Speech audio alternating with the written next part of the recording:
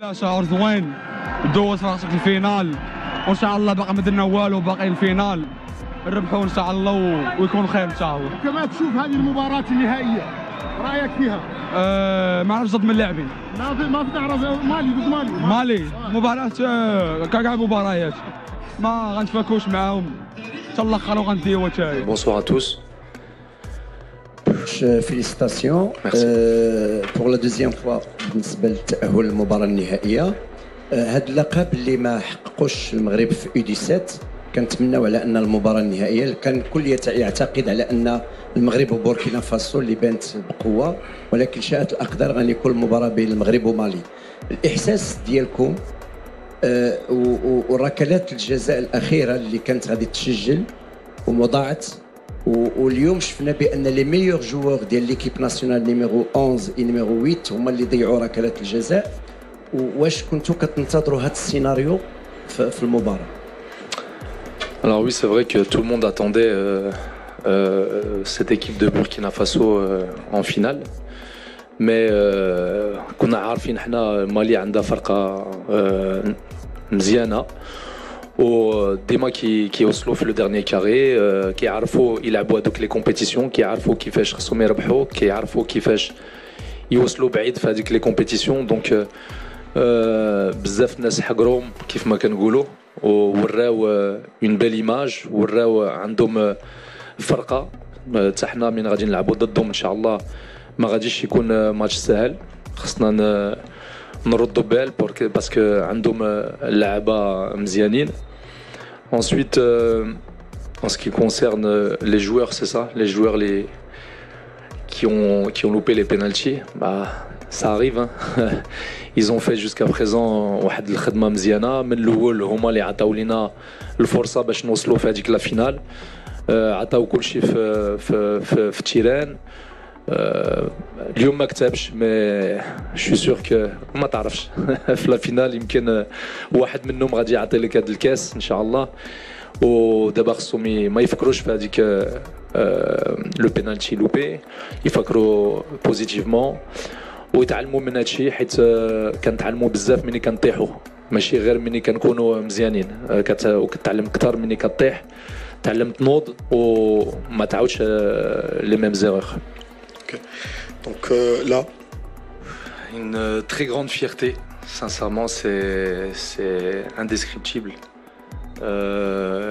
J'avais pour objectif d'arriver à cette finale depuis que j'ai pris cette équipe, parce que je suis conscient de la qualité de mes joueurs et je savais que ça allait être très difficile parce qu'il y a de très bons joueurs en Afrique. Mais j'ai toujours cru en mon groupe, j'ai toujours cru en leur capacité de pouvoir aller loin dans cette Coupe d'Afrique.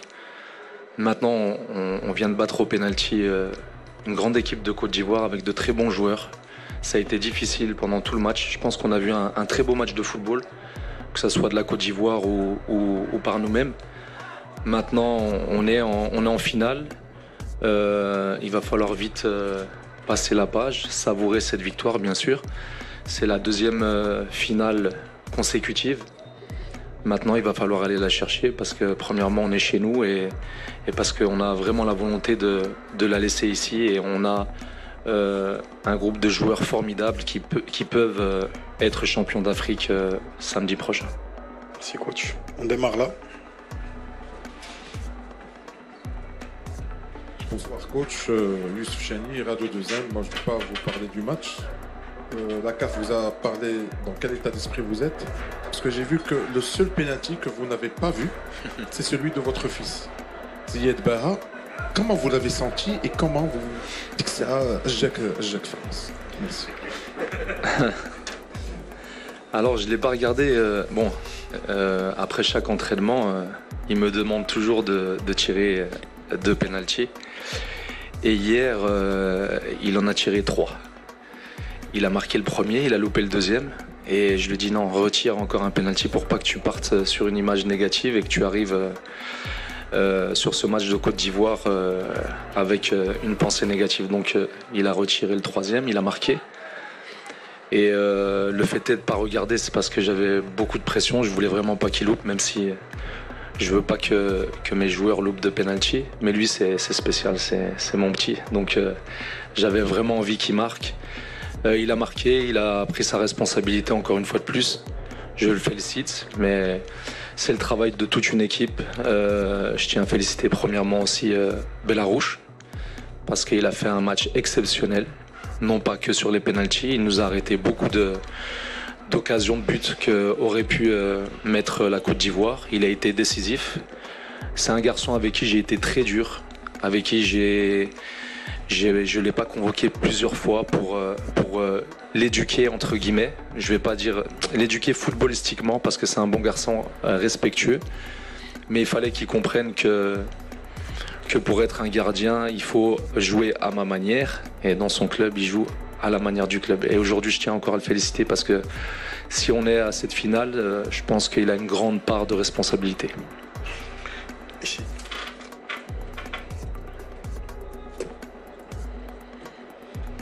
Coach. Bonsoir coach, félicitations. Bonsoir. Merci. Alors, vous avez une génération de joueurs qui semblent réceptifs, soudés, disciplinés. Quel est votre secret pour créer une telle alchimie? Alors, je vais me répéter, mais quand j'ai pris mes fonctions, avec ma petite expérience de joueur de football, j'ai toujours dit aux joueurs que les meilleures années que j'ai vécues en tant que joueur de foot, c'est quand le vestiaire était soudé. C'est quand le vestiaire se sentait comme en famille, que les joueurs restaient longtemps dans le vestiaire, restaient longtemps à table, parce qu'ils ont cette envie de tout le temps être ensemble. Et je savais que la qualité de mes joueurs était grande, mais le plus important, c'était qu'ils sachent vivre ensemble longtemps dans des compétitions où tu es 2 ou 3 semaines à l'hôtel, c'est pas facile, surtout pour des adolescents. Et c'était ça le secret, c'est d'abord faire une famille, ensuite un groupe et après une équipe. Et je pense qu'on a réussi. Je sais que c'est pas facile pour les joueurs qui sont en tribune, c'est très dur pour eux, mais ils ont toujours été positifs. Ils ont toujours soutenu leurs copains. Bon, des fois ils font la tête, mais bon, c'est normal, c'est des gamins. Mais quand ils sont sur le terrain, eh ben, c'est des joueurs qui sont positifs et qui sont toujours derrière l'équipe. Et ça, je pense que c'est le plus important quand tu joues une compétition. C'est vraiment cet esprit famille. Créer déjà ça pour pouvoir aller loin en compétition. Là.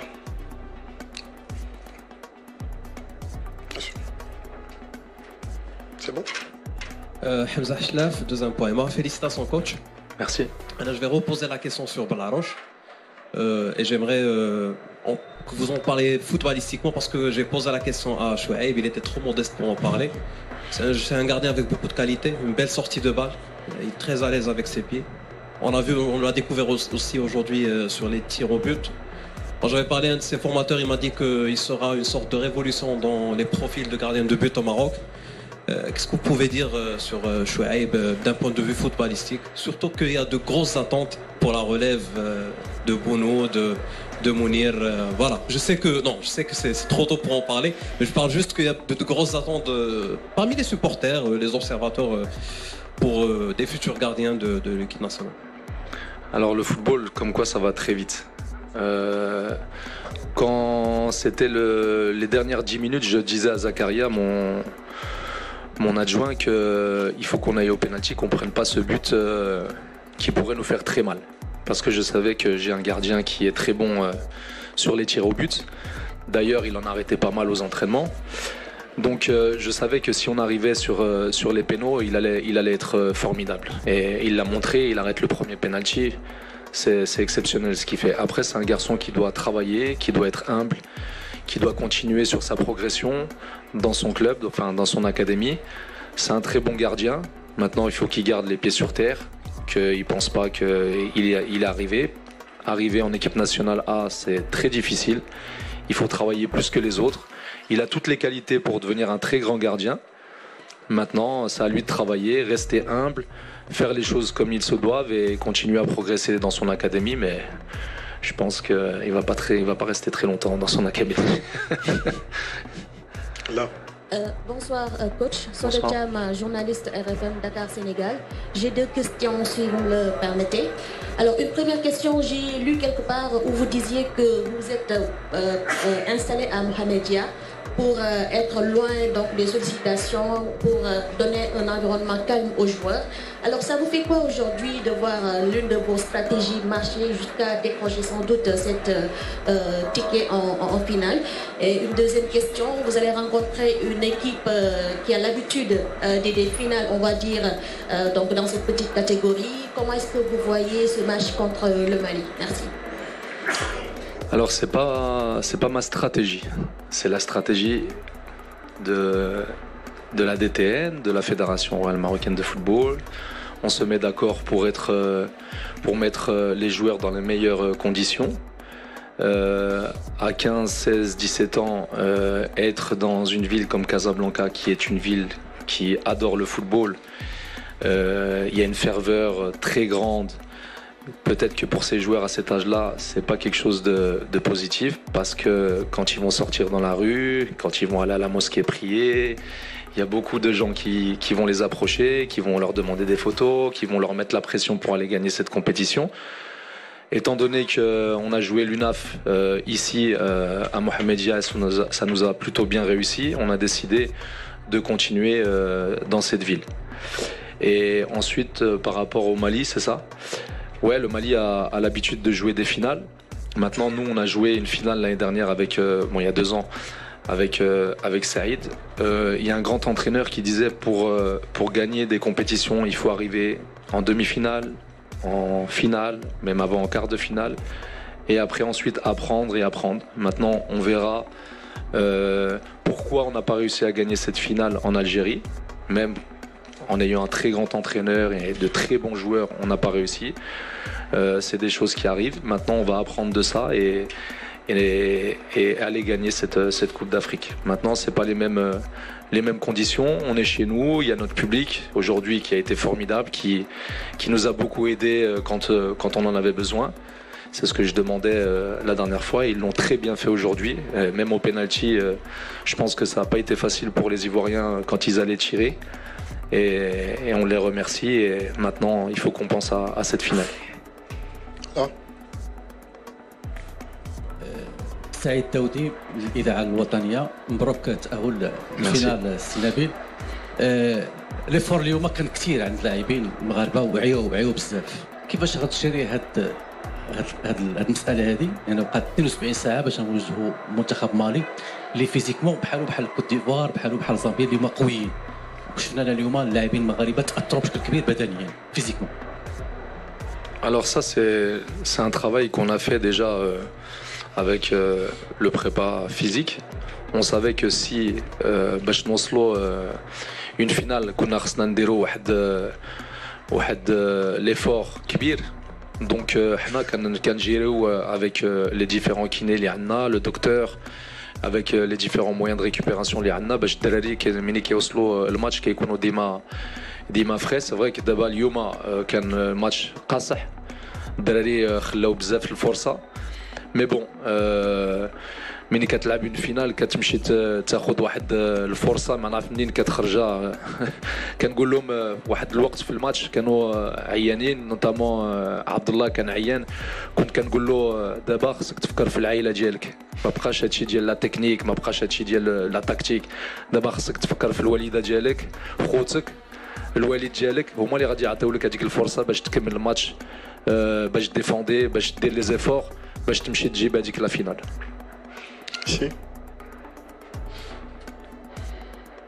السلام عليكم. سلام. Félicitations Brahim Haddad, العمق المغربي. Félicitations cette qualification. Merci. Alors, coach, comment évaluez-vous la performance des joueurs en deuxième mi-temps sur le plan technique? Et avant le début du tournoi, pensez-vous pouvoir atteindre la finale? Merci beaucoup. Ouais, je l'ai dit avant. Mon seul objectif que j'avais, avec toute humilité bien sûr, c'était d'arriver à cette finale, parce que, je vais me répéter encore, c'est parce que j'ai un groupe formidable, les Qader يوصل هذيك la finale. En ce qui concerne la deuxième mi-temps, je leur ai dit dans le vestiaire que la première mi-temps toutes les premières mi-temps qu'on a fait, on nous a dit beaucoup qu'on on était bien en première mi-temps, mais qu'en deuxième mi-temps, on avait un peu de mal. Je pense qu'aujourd'hui, ça a été le contraire, même si tactiquement, il y a des choses à régler. Mais bon, Kanana, Farqa Côte d'Ivoire en face de nous avec de très bons joueurs, notamment offensivement. Avec numéro 9, Salah, c'est un très très bon joueur. Il nous a posé beaucoup de problèmes. Mais bon, je vais vous donner une anecdote. Je parlais avec Driss Aïtchir. Et je lui dis, écoute, demain il y aura un match, mais il y aura un match dans le match. C'est-à-dire que toi tu vas faire ton match contre la Côte d'Ivoire, mais il y aura aussi le match avec le numéro 9. Donc la meilleure chose que tu peux faire, c'est de le faire rentrer dans ta poche. Et puis à la fin du match, tu lui dis maintenant tu peux sortir. Et ben, c'est ce qu'il a fait. Il n'a pas marqué. Et donc c'est pour ça qu'on a marqué. D'ailleurs il me l'a dit après, il m'a dit coach, ça y est, je l'ai fait sortir. On a débordé, mais on va quand même prendre 2 dernières questions. Désolé, coach, de vous tenir encore. Non, c'est avec plaisir. Là, et on conclut avec Cynthia. Félicitations, coach. Malang Sané, journaliste bien sport Dakar Sénégal. Coach, on a vu un groupe marocain avec plus de 16 joueurs qui n'évoluent plus dans le championnat marocain. Comment vous avez pu faire pour gérer ce groupe avec cette mayonnaise qui a pris? Ma deuxième question, si vous le permettez. Le Maroc qui a perdu une finale il y a 2 ans contre le Sénégal. Comment comptez-vous aborder ce match face à cette jeune équipe malienne? Merci. Alors, si vous prenez les pays où est-ce qu'on a des joueurs en Europe, vous allez voir qu'on en a 4 ou 5 en France, 2 en Allemagne, au Maroc on en a 8, ensuite on en a 1 en Angleterre, 2 en Hollande ou 3, 1 en Belgique ou 2 en Belgique, pardon. Donc là où on a plus de joueurs, c'est au Maroc. C'est au Maroc. Donc voilà. Mais ils savent vivre ensemble. On les mélange tout le temps pour que certains d'entre eux qui ne parlent pas bien Darija apprennent à parler le Darija pour se faire comprendre dans le groupe. C'est très important qu'il y ait cette ambiance positive et ce melting pot entre eux pour que certains apprennent la Darija, d'autres apprennent l'allemand, d'autres apprennent l'anglais. Et puis à la fin, ça donne quelque chose de positif. Et la question, c'était le Mali, c'est ça ?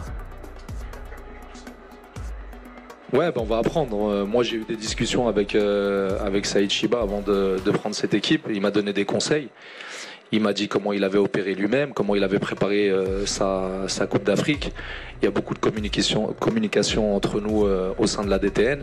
C'est pas que notre travail à nous, c'est le travail de tous les coachs qui sont toujours derrière nous, qui nous conseillent, qui analysent nos matchs. Avec Fethi Jamel on échange beaucoup pour savoir quelle va être la meilleure stratégie pour gagner les matchs. C'est pas mon travail à moi, c'est vraiment le travail de tout un groupe de personnes qui veulent aller de l'avant, qui veulent gagner les compétitions ensemble. Et là on va encore repréparer ce match du Mali. Ça va pas être facile parce que le Mali a une très belle équipe aussi, mais on a la capacité de gagner ce match. On conclut là. Oui, coach, moi j'aimerais parler de vous. Savoir si aujourd'hui vous n'avez pas vécu votre plus belle émotion en tant que jeune coach et surtout savoir gérer un groupe d'adolescents. Vous avez été finaliste d'une CAN en 2004. Est-ce que c'est beaucoup plus exigeant émotionnellement? Ouais, en tant qu'adulte, on arrive à mieux gérer les émotions, c'est vrai. Mais même si cette Coupe d'Afrique 2004, quand on refait le film, il y a eu pas mal d'erreurs qu'on a fait. Notamment la veille du match, sur la préparation et tout ça, qui a fait qu'on n'avait plus cette concentration qu'on avait sur toute la compétition. J'apprends de ces erreurs qu'on a fait et j'essaye de pas faire les mêmes. Gérer les émotions de jeunes adolescents, c'est pas facile, mais après la chance que j'ai, c'est que j'ai mon fils dans l'équipe, donc je vois un peu comment faire avec lui pour faire avec les autres. Et puis aujourd'hui, ils m'ont rendu très heureux. Ils ont fait de moi, c'est eux qui font de moi que je suis un entraîneur qui a des qualités. Et c'est grâce à eux aujourd'hui que je suis en finale. Comme dit notre président, c'est le joueur qui est toujours au milieu de tout, c'est le joueur, la star. Nous, on est là juste pour les accompagner et gérer au mieux le groupe. Mais après, sur le terrain, c'est eux qui mettent les buts et c'est nous qui perdons les matchs. Coach, on a largement dépassé les 15 minutes imparties. On vous remercie. Ça fait plaisir de parler avec vous, il y a de bonnes questions.